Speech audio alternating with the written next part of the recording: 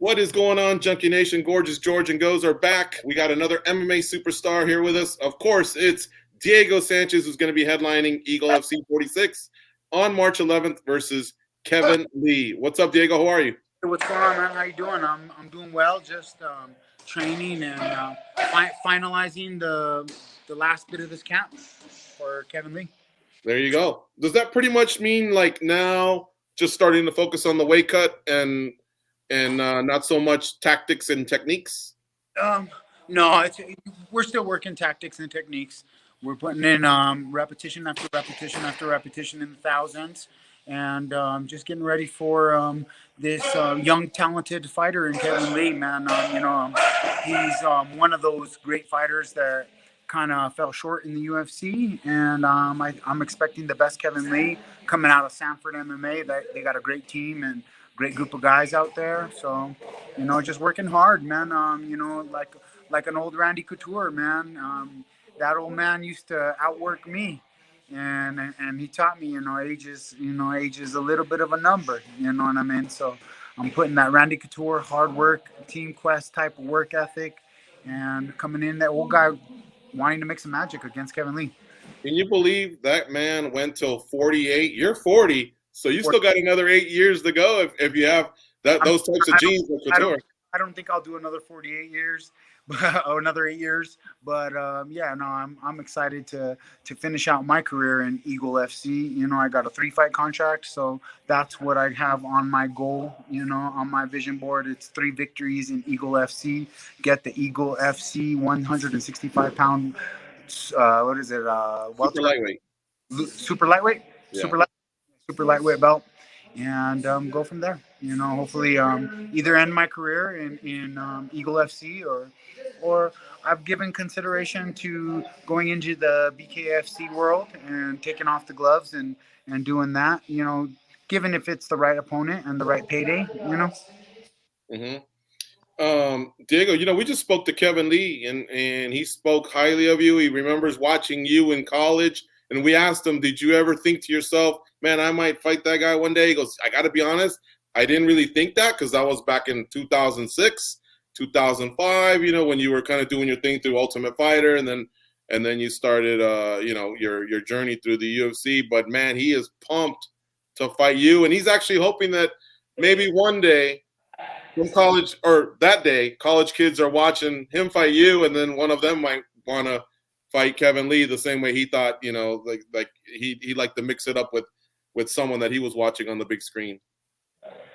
Yeah, it's all a cycle, man. It all goes around. One day you're the young guy, looking up to Rickson Gracie. Next day you're in the gym with Rickson Gracie. You know what I mean? It's a matter of cycles of revolution, and in mixed martial arts, you stick around long enough, you get to be one of those guys that fights one of those kids that watch you on the Ultimate Fighter. That just like right now, I'm over here training with Kevin Crane. He's a young phenom, and he watched me growing up as a kid, and he flew out here to help me with my Brazilian Jiu-Jitsu and work on some of the strategies that we have in play if the fight goes to the ground. But Kevin Lee, man, I have a great connection with him. It's all respect and honor. And what happened with us both in the exiting of UFC and our UFC careers, it just I just felt for him, man, because I talked to him and he told me, he was like, it was just like there was no love there. There was no respect for what I had did for the company. They didn't even give me a call and talk to me. It was just kind of like the cold shoulder on getting cut, and circumstances vary. I understand that, but I hit him up and I said, "Hey, Kevin," I sent him a text, a DM message after he put out a post on his Instagram, kind of beating himself up a little bit. I sent him a message and I'm like, "Hey, Kevin, I never knew I was gonna fight him, but I still." And I was like, "Hey, Kevin, man, I know you're going through some shit right now. If you want to talk to, a man that's been through it, and gone through some of the stuff that you're struggling with, just the UFC and and then also addictions. And like I said, I'm here for you, man. If you ever want to talk, if you ever want to pray, hit me up, man. And in the meantime, I'll be praying for you. And so that's where the connection between me and Kevin Lee really truly started, was in that direct message that was just out of the kindness of my heart, man. I feel for somebody that's gone through something of the similar nature as me, and so I hit him up, and the way the world and the universe works, here we go, shit aligned, and we're gonna fight. It was a short notice for me. Ali just hit me up. I had just recovered from COVID, and I was honest. To be honest, I even stopped my blood thinners 1 month early, kicked myself into gear to do this training because of the opportunity that it was. I saw the media, when the response from the media about Eagle FC coming to America, the response in the media about Kevin Lee signing with Eagle FC, and Ali hit me up and he's like, we want you, bro. He's like, Eagle FC wants to treat you like the legend you are. And I was like, oh no, dude. And went to the numbers game. I was gonna get paid 75 grand more to go do BKFC, but being the Diego Sanchez that I am, I believe in myself and all the skills and the knowledge and the wisdom that I've attained over this course of the last 20 years. And the way my career ended in UFC was not Diego Sanchez fashion.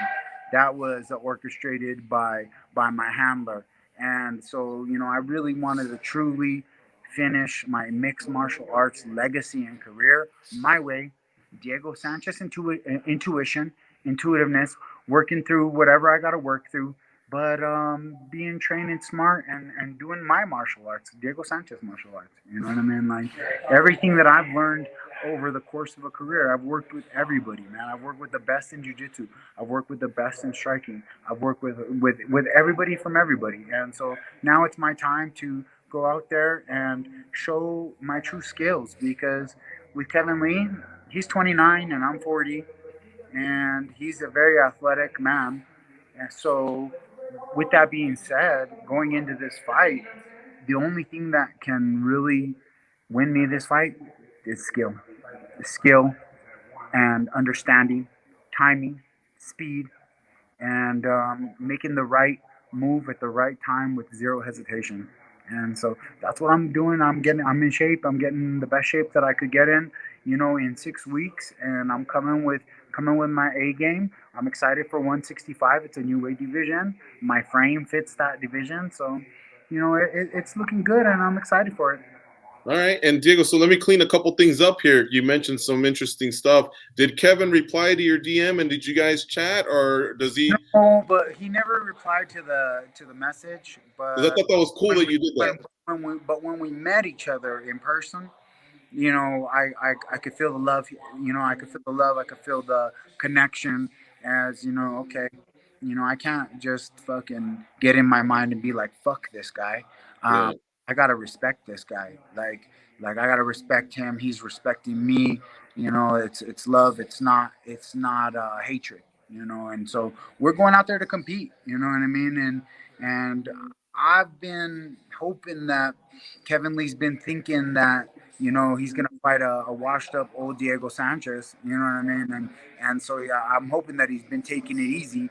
I haven't been putting nothing on social media for the last 2 months, because I'm just like hoping on my back pocket, like Kevin Lee, he's gonna think that Diego's just washed up and old, but I'm Diego Sanchez, and Diego Sanchez, age is just a number, and I've been doing my aging shit, and You're Diego fucking Sanchez, man. I got mind power, Yeah, and yeah. as long as the mind is strong, the thoughts are powerful. You can go out there and put your intention into the world and make a difference, and that's what I'm trying to do. I'm fighting for the inspiration, to inspire the world, to inspire people who are in the fight with cancer, like Mike Swick, who are in the fight with COVID, who are in the fight with depression and anxiety and addiction, because life is the fight, and that's why I embody the spirit of a warrior and a fighter is because, man, I've had my ass kicked by life many times.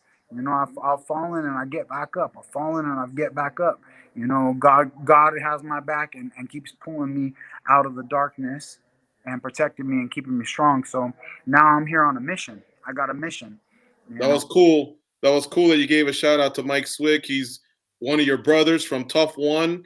Another brother from Tough One is Chris Lieben, who was battling COVID, having a rough bout just like yourself. Very cool to give them shout outs, to think of them, and then going back to that DM to Kevin Lee, man. That's I think the fans are really going to love to hear that, because I think a lot of people have always felt that you do, you're a beast. You're a nightmare once you get into that cage or ring or whatever, but you're a pretty solid cat outside of it. Well, that comes with maturity and age and time, experience, and you realize the stuff that means more in life.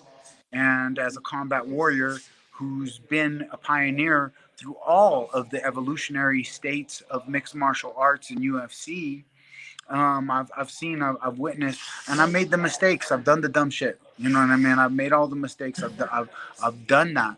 Now I want to help the youth of the next generation. I want to be a positive, motivating inspiration, and just a good influence for these kids. Because, like, you got guys out there like Conor McGregor that are like giants of influences, and you know drinking proper 12 and hitting old men is not really a good influence to be spreading for the youth of the next generation. So I'm doing my best to do my part. And that's why I do free seminars with kids. Anybody want to fly me out to anywhere in America or the world, or whatever, I'll do a free seminar for the kids. Tremendous. Anywhere, anytime. I'll make that time to go work with the youth of the next generation, because they're the ones that need the most, because they're the ones that are going to keep us going and eventually be taking care of us.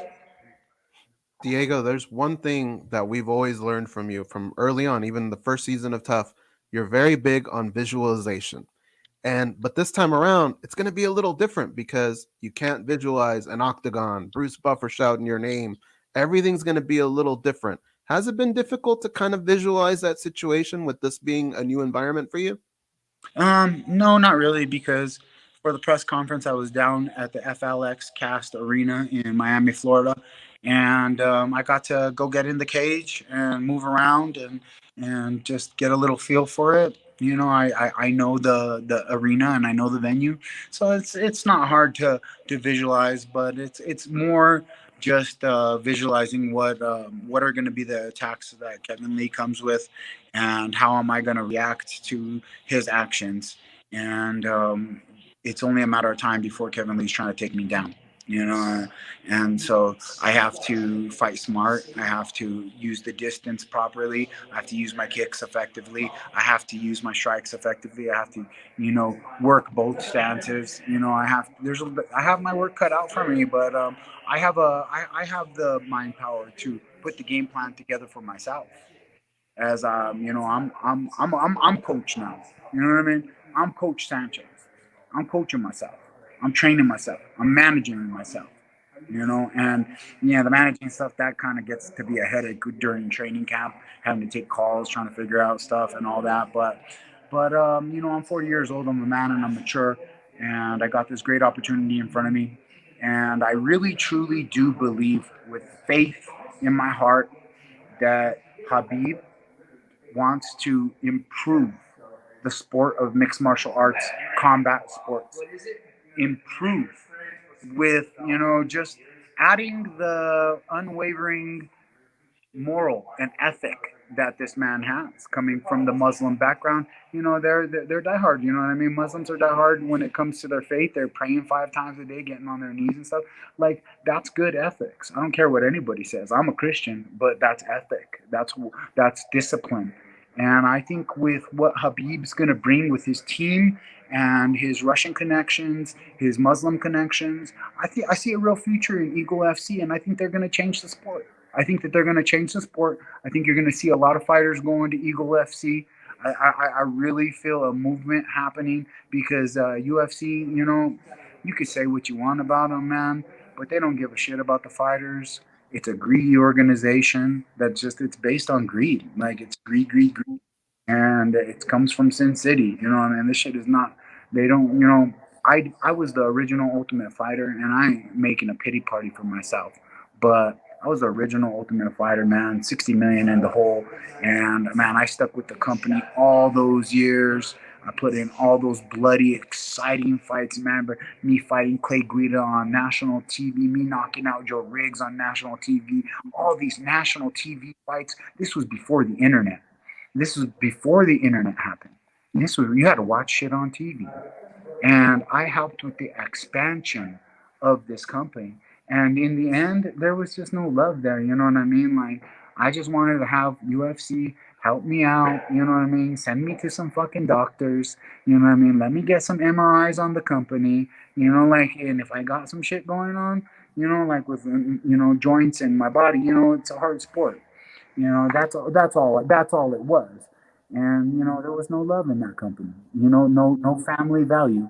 And the whole time I've been there, it was no family. It's just strictly business, and that's cool. They're successful, and they're a $1 billion corporation.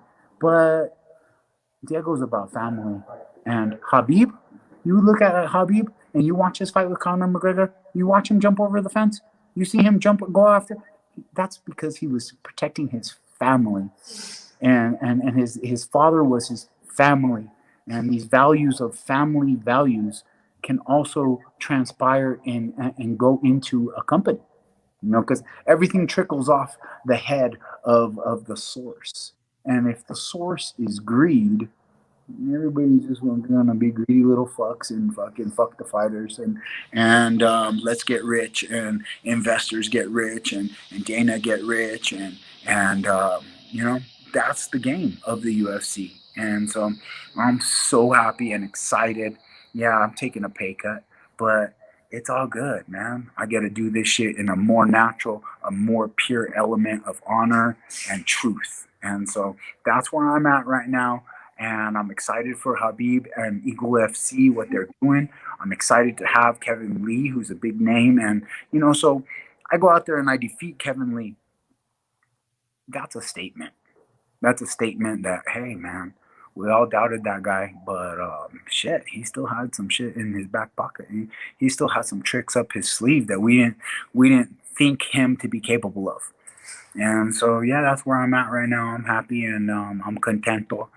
Es muy contento, and I'm working with my body being 40 years old. I gotta read my body. Like today, wasn't feeling so good. Full moon had me up all night, but I gotta read it today. I gotta slow it down, maybe do some yoga, maybe do an ice bath. Take it a little different. Take a different route today. Diego, so you kind of mentioned it yourself. You have a 3-fight contract. If things go to plan and it's 3 straight wins for Diego Sanchez, is it almost more difficult to walk away from the sport knowing that, hey, you can still do this 3 straight wins? Is it almost harder to go away that way than it would off a loss? We'll see. We're not there yet. We got to just get past Kevin Lee. That's gonna be that's the start of the mission. So we're gonna get past Kevin Lee.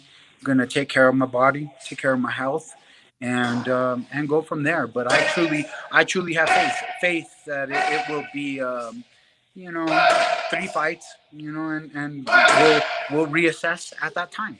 But I definitely will reassess and renegotiate off of a basis where I have bare knuckle fighting championship that are gonna pay some money. You know what I mean? And if I gotta go do that to make some more money, it's easier to train for BKFC than it is MMA. It's the wrestling, the grappling. Where you inquire many of your joint injuries.